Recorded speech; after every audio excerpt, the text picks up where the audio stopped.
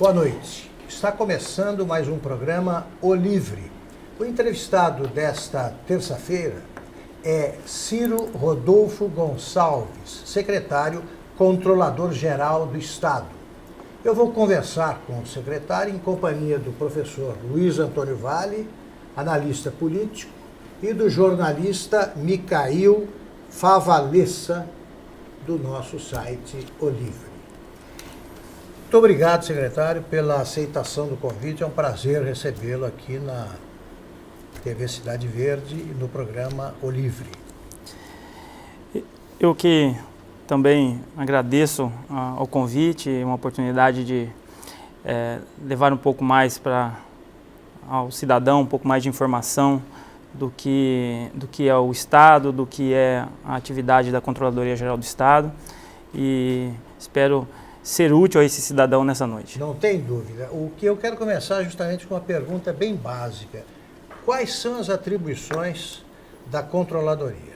O que ela deve vigiar ou impedir que aconteça? Quer dizer, até onde vai a fronteira que a separa de órgãos, por exemplo, como o Tribunal de Contas do Estado? Ok. A Controladoria do Estado, a função dela, básica, a função dela é exercer o primeiro controle da administração pública, o que a gente chama de primeira linha de defesa. É onde a administração pública possibilita vigiar e rever seus próprios atos. E para isso conta com uma instituição, no caso de Mato Grosso, a Controladoria Geral do Estado, que coordena essa atividade, fazendo essa vigília. Essa vigília, atualmente, é o controle moderno da administração pública hoje, aos moldes do que ocorre com a Controladoria Geral da União, que para nós é um espelho. Hoje a gente atua não só auditando os atos públicos, os atos administrativos da gestão, não só auditando, mas exercendo sim um controle concomitante, um controle preventivo. Essa aí é uma novidade desse controle mais moderno e mais eficiente. E duas funções também muito importantes, que talvez não é muito do conhecimento do cidadão, que é a atividade de transparência passiva, que é chamada ouvidoria, que é mais simples para as pessoas entenderem, e a atividade de corregedoria do Estado. Então, essas quatro grandes tarefas, seja ouvindo o cidadão, seja controlando de maneira preventiva os atos dos gestores, seja auditando, que aí é depois de um eventual problema, e a responsabilização, que é a corregedoria. Então, hoje, a CGE ela tem essa competência, essa missão de exercer essa vigília nessas quatro frentes, nesses quatro grandes alvos. Perfeito. Luiz Antônio. Obrigado. Secretário, boa noite. Boa noite. Nós temos hoje no país um aparato de controle bastante grande, bastante oneroso. A nível da União, nós temos o Tribunal de Contas da União, nós temos a Corregedoria da União, nós temos o Tribunal de Contas, e a nível estadual, nós temos também o Tribunal de Contas do Estado, nós temos o Ministério Público Estadual, como temos na União o Ministério Público Federal, nós temos a Corregedoria.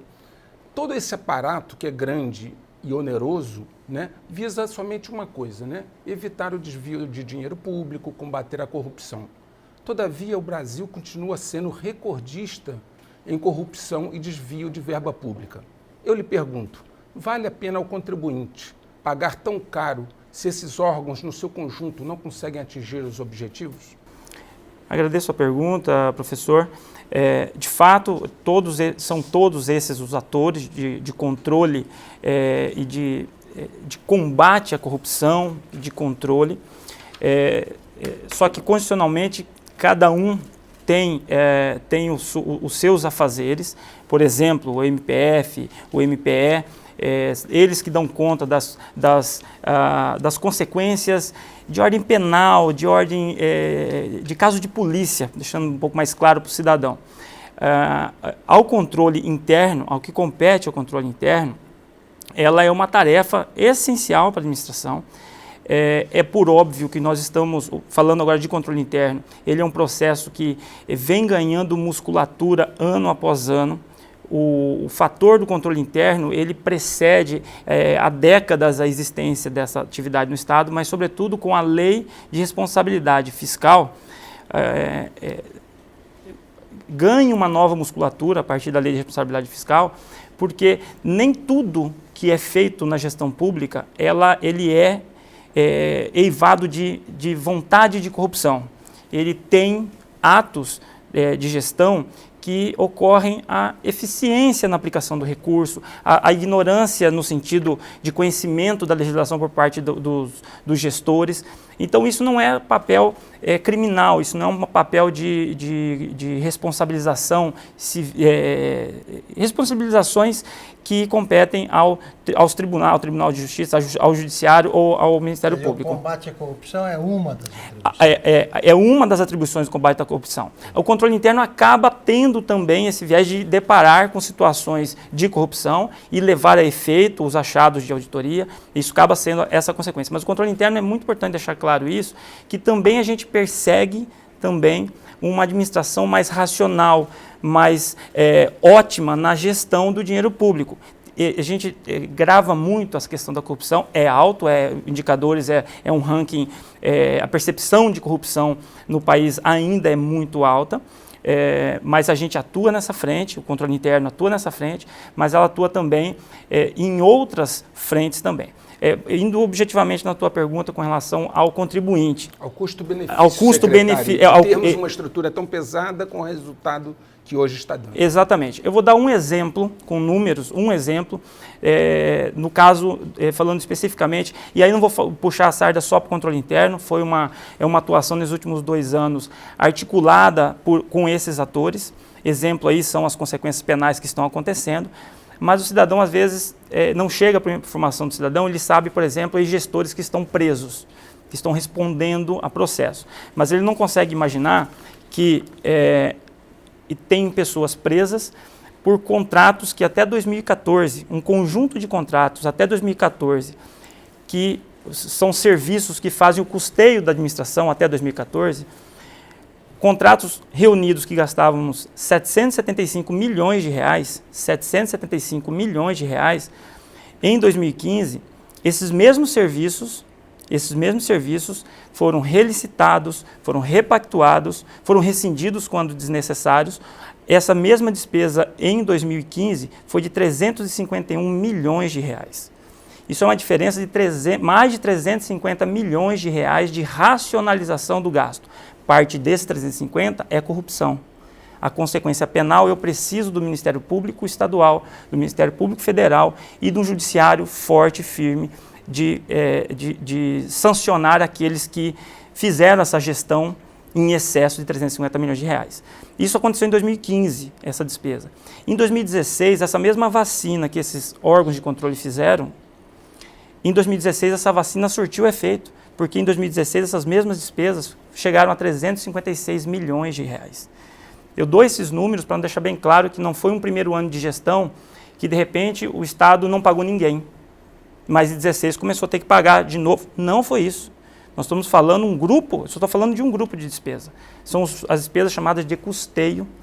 O custeio de 2014 no Estado, nessas despesas, o que está aqui dentro, o secretário?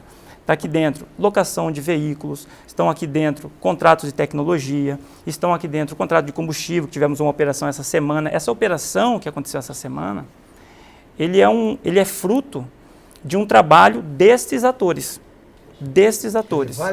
Ele vale a pena manter essa estrutura. Esses profissionais estão cada vez mais maduros tecnicamente, cruzando informação, trabalhando com inteligência. Você falou dos atores responsáveis pelo combate à corrupção. Aí, em nível estadual, tem mais um. É o Gabinete de Transparência e Combate à Corrupção, né? O que eu queria saber do senhor o senhor não acha que, de repente, as funções desse gabinete, que tem status de secretaria, e da controladoria não se sobrepõem? Particularmente quanto ao Gabinete de Transparência, desde 1º de janeiro de 2015, com a gestão do nosso governador Pedro Táxi, é a determinação do governo a gente alcançar bons índices e índices efetivos de transparência do dinheiro que ele iria gerir. A iniciativa de criar um gabinete, esse gabinete está vocacionado por uma tarefa que até em alguns estados realmente órgãos de controle interno fazem também isso. Mas a vocação do Gabinete de Transparência, ele está voltado mais para a transparência, a gente chamada transparência ativa, a transparência ativa de levar a informação, nós temos aquela outra transparência que eu expliquei, a transparência passiva, e também a prevenção, o gabinete ele executa a prevenção à corrupção, atividades preventivas de corrupção, aí com uma vocação realmente da corrupção, trabalhando valores morais, valores éticos dentro do servidorismo público. A Controladoria também tem essa função. A Controladoria também tem, mas quando a gente trabalha o valor moral e ético, a gente vai um pouquinho mais além do que só a gente trabalhar com palestras, com sensibilização. A gente também tem, aquilo que eu expliquei, a coordenação dos trabalhos de corregedoria do Estado, que é aquele remédio mais amargo, seja disciplinar ao servidor, seja disciplinar àqueles que contratam com o Estado.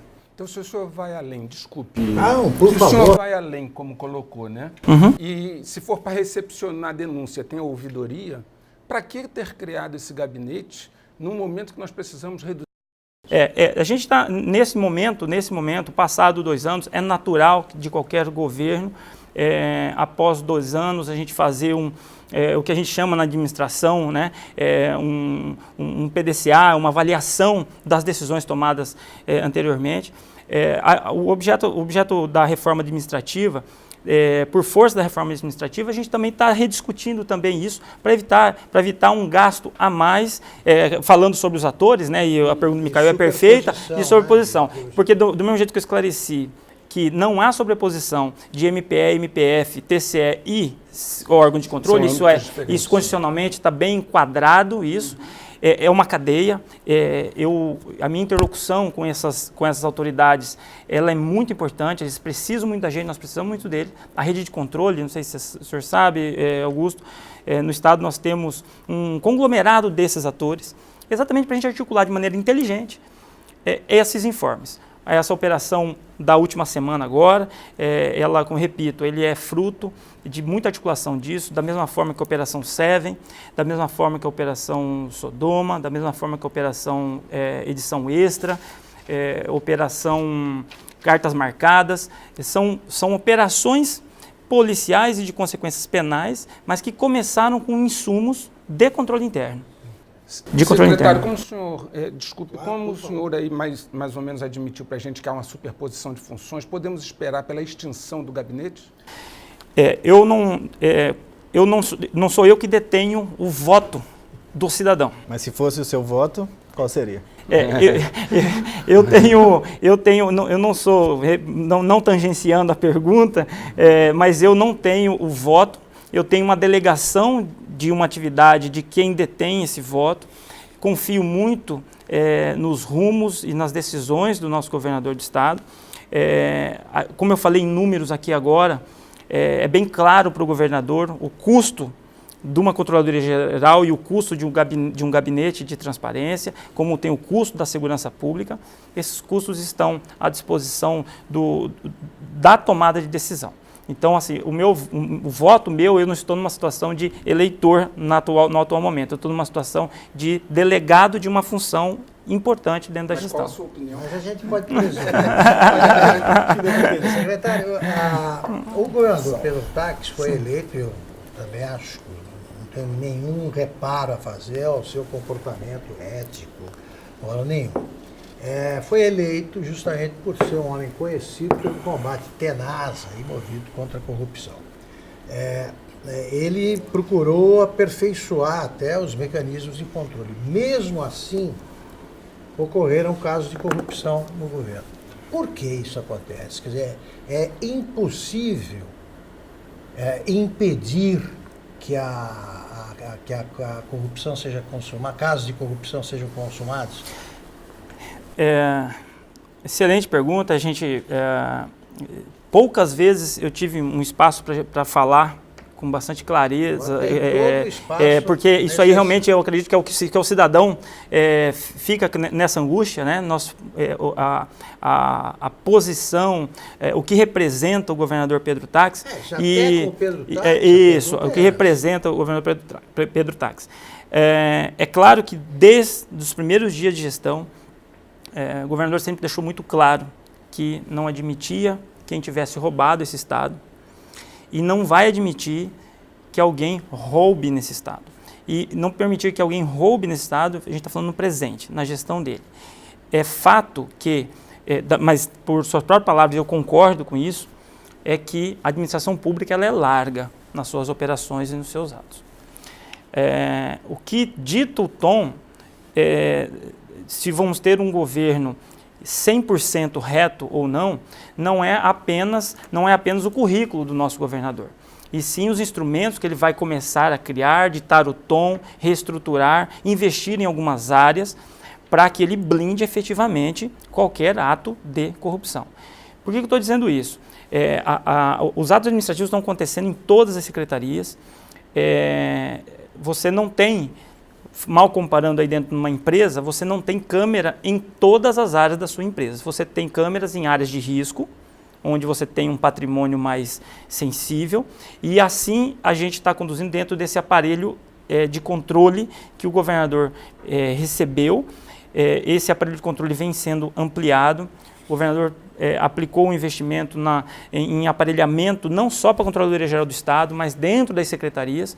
O caso que aconteceu na Secretaria de Educação, o que difere é a reação imediata do governador, porque isso tem que ficar pedagogicamente muito claro, que é o afastamento imediato do secretário para que as investigações possam fluir.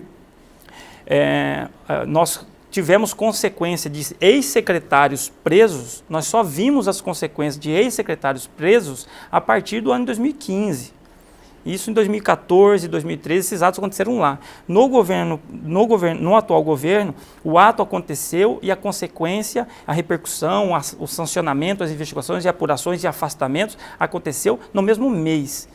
Secretário, isso foi nós vamos apurado. continuar nesse assunto no próximo bloco. Eu tenho de fazer um ligeiro intervalo que termina aqui a primeira parte da entrevista com Ciro Rodolfo Gonçalves, que é o secretário controlador-geral do Estado. Até já.